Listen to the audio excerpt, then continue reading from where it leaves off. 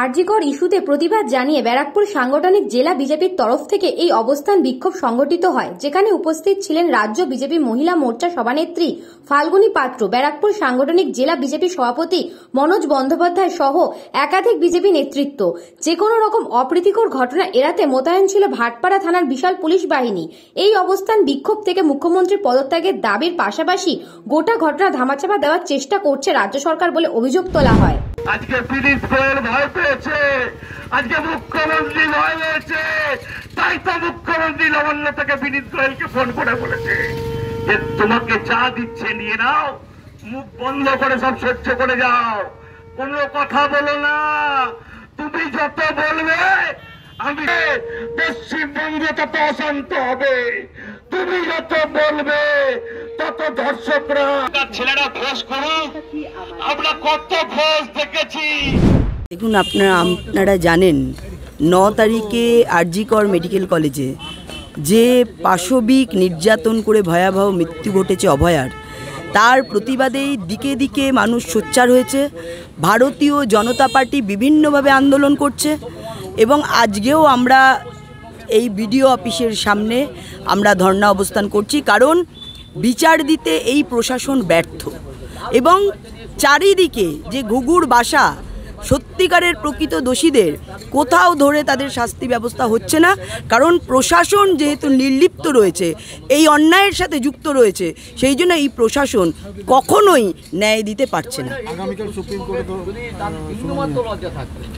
দেখুন, আগামীকাল সুপ্রিম কোর্টে শুনানি আছে। আমরা আশাবাদী যে সিবিআই তার তথ্য দেবে এবং সুবিচার হবে।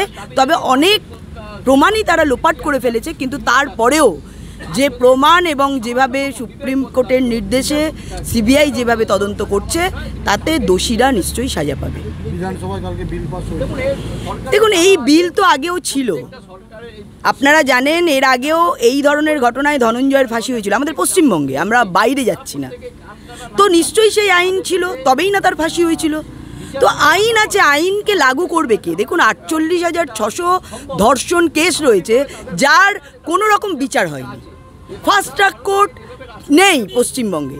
তো কিভাবে মুখ্যমন্ত্রী নতুন আইন আনছেন? মুখ্যমন্ত্রী বলছে সব থেকে সেফেস্ট সিটি কলকাতা। আবার দেখুন, মহিলাদের কলকাতায় বা পশ্চিমবঙ্গে রাত্রিবেলা কাজে লাগাতে বারণ করছে। তার মানে তিনি বলে দিচ্ছেন যে এই কলকাতা বা এই পশ্চিমবঙ্গ সেফেস্ট নয়। অর্থাৎ তিনি যে আইন আনছেন সেটা মানুষের মতটাকে ঘুরিয়ে দেওয়ার জন্য, কারণ ন্যায় সংহিতায় আমাদের প্রভিশন আছে যে মৃত্যুদণ্ড এবং যাবজ্জীবন কারাদণ্ড, সেই প্রভিশন, সেই আইন কঠোর থেকে কঠোরতম সাজার কথা ন্যায় সংহিতায় আছে। সেটা যদি তিনি ইমপ্লিমেন্ট করেন তাহলেই কিন্তু দোষীদের শাস্তি দেওয়া যায়, কিন্তু তিনি অ্যাকচুয়ালি দোষীদের শাস্তি দিতে চায় না। এই ধরনের সারা পশ্চিমবঙ্গব্যাপী যে ধরনের আওয়াজ উঠেছে, সেই আওয়াজকে তিনি ঘোরাবার জন্য, মানুষকে চিন্তাভাবনাটাকে অন্যদিকে মোড় দেওয়ার জন্য তিনি এই নাটক করছেন, তিনি আইন আনছেন। আমরা সমর্থন করছি, আনুন না আইন, কিন্তু এতদিন যে 48,600 কেস রয়েছে তাদের কি হবে? কামদুনির কি হবে? হাঁসখালির কি হবে? মালদার কি হবে? দার্জিলিংয়ের কি হবে? কলকাতার কি হবে? কোনোটার সাজা তো দেননি। শেষ পর্যন্ত বলি, যে তাপসী মালিককে নিয়ে আপনার সরকার পরিবর্তন হয়েছিল, সেই তাপসী মালিকের ধর্ষকের শাস্তি আপনি কোথায় দিয়েছেন? শাস্তি আপনি দেন না, নতুন করে আইন এনে মানুষের দৃষ্টিকে ঘোরাতে চাইলেও মানুষ বুঝে গেছে, তাই স্বতঃস্ফূর্ত আন্দোলন দিকে দিকে হচ্ছে। আজকেও রাত্রিবেলা ডাক্তারদের ডাকে 9টা থেকে 10টা ঘরের আলো বন্ধ করে প্রদীপ জ্বালিয়ে যে গণ আন্দোলন রয়েছে, এক ধরনের নীরবভাবে প্রতিবাদী আন্দোলন, সেটাতেও সবাই যোগদান করবে, আপনারা দেখতে পাচ্ছেন। দেখুন, আমরা জানেন যে গত যেভাবে কলকাতায় আমরা দেখেছি আরজিকরে একজন ডাক্তার, শিক্ষার্থী ডাক্তার, যেভাবে রাত্রেবেলা তাকে ধর্ষণ করা হয়েছে এবং তাকে হত্যা করা হয়েছে, এবং পশ্চিমবঙ্গের সরকার, মুখ্যমন্ত্রী যিনি স্বাস্থ্যমন্ত্রী, পুলিশ মন্ত্রী, মুখ্যমন্ত্রী একজনই, মমতা বন্দ্যোপাধ্যায়, পশ্চিমবঙ্গের পুলিশের যে নগরপাল, তারা প্রত্যেকে মিলে চেষ্টা করেছিল এই ধর্ষণের ঘটনাটাকে চেপে দেওয়ার জন্য, ধামাচাপা করে দেওয়ার জন্য, তথ্য প্রমাণ লোপাট করবার জন্য তারা সচেষ্ট হয়েছিল। এবং তারা প্রথমে বলেছিল যে এটা একটা আত্মহত্যার ঘটনা, প্রথমে বলেছিল এটা সুইসাইডের ঘটনা, ধামাচাপা দেওয়ার চেষ্টা করেছিল। এই যে সরকার, এই সরকারের এই যে একটা বারবার করে বিভিন্ন জায়গায় ধর্ষণের ঘটনা ঘটছে এবং তারপরে সেটাকে ধামাচাপার চেষ্টা করছে, অথবা যারা ধর্ষিত আছেন তাদের চরিত্র নিয়ে প্রশ্ন তুলছেন মমতা বন্দ্যোপাধ্যায়, রাজ্যের মহিলা মুখ্যমন্ত্রী। তো আজকে আমরা তার প্রতিবাদ জানিয়ে দোষীদের উপযুক্ত শাস্তি, যারা যারা তথ্য প্রমাণ লোপাট করবার চেষ্টা করেছেন তাদের উপযুক্ত শাস্তি, মমতা বন্দ্যোপাধ্যায় অর্থাৎ স্বাস্থ্যমন্ত্রী, পুলিশ মন্ত্রী, মুখ্যমন্ত্রী একজনই, সে মমতা বন্দ্যোপাধ্যায়ের পদত্যাগ, কলকাতা পুলিশের নগরপালের পদত্যাগ দাবি করে আজকে আমরা প্রত্যেকটা ব্লক অফিসে ধর্ণা কর্মসূচি করছি।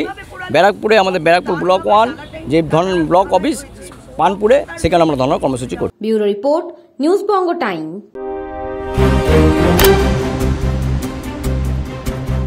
फास्ट मूविंग वर्ल्ड में वही आगे है जिसके पास है स्पीड, जैसे मेघबाला ब्रॉडबैंड। सही स्पीड सही पहचान। सो अगर कॉन्स्टेंट फास्ट स्पीड चाहिए तो ले आइए मेघबाला ब्रॉडबैंड। আস্থা পলিক্লিনিক ও ডায়াগনস্টিক সেন্টার, এক ছাদের তলায় বিশিষ্ট চিকিৎসকদের চিকিৎসা পরিষেবা পেতে আজই আসুন আস্থা পলিক্লিনিক ও ডায়াগনস্টিক সেন্টারে।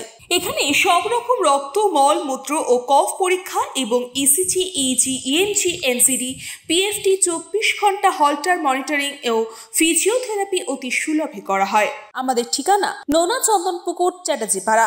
আমাদের যোগাযোগ নম্বর 7003758330। New Shatarupa, one stop solution for your smart choice. এখানে সকল প্রকার ব্র্যান্ডেড কোম্পানির TV, fridge, mobile, computer, laptop, sound system এবং মোবাইল ও কম্পিউটার অ্যাক্সেসরিজ সঠিক মূল্যে বিক্রয় করা হয়। প্রতিটি কেনাকাটায় আকর্ষণীয় ছাড় এবং নিশ্চিত উপহার। ঠিকানা ইন্দ্রনগর, সোদপুর, কলকাতা 110 এবং Muragachha, Sodepur, Kolkata 111। Animesh Suzuki, BT road, Agarpara. Motorcycle মানে সুজুকি। মোটরসাইকেল সেল এবং সার্ভিস করানো হয় অত্যাধুনিক যন্ত্রের মাধ্যমে। এখানে অত্যাধুনিক মডেলের বিভিন্ন গাড়ি পাওয়া যায়। পাবেন Suzuki Hayabusa, Suzuki Gixxer, Suzuki Bergman, Suzuki access 125 এবং সাথে সার্ভিস সেন্টারের সমস্ত সুবিধা। আমাদের শাখা আগরপাড়া, ব্যারাকপুর ভিআইপি তে। সকলকে সাদর আমন্ত্রণ। ওম সাই ব্যাংকুয়েট অ্যান্ড গেস্ট হাউস। আপনার পরিবারের যে কোনো সামাজিক অনুষ্ঠানের জন্য আসুন ওম সাই ব্যাংকুয়েট অ্যান্ড গেস্ট হাউসে। এই অঞ্চলের সবচেয়ে বড় সেরা ব্যাংকুয়েট। সিজন টাইমের ভিড় এড়াতে এখনই বুকিং করুন। আমাদের ঠিকানা ডাক্তার গোপাল চ্যাটার্জি রোড, সোদপুর, গির্জা। আমাদের যোগাযোগ নম্বর 9051714263।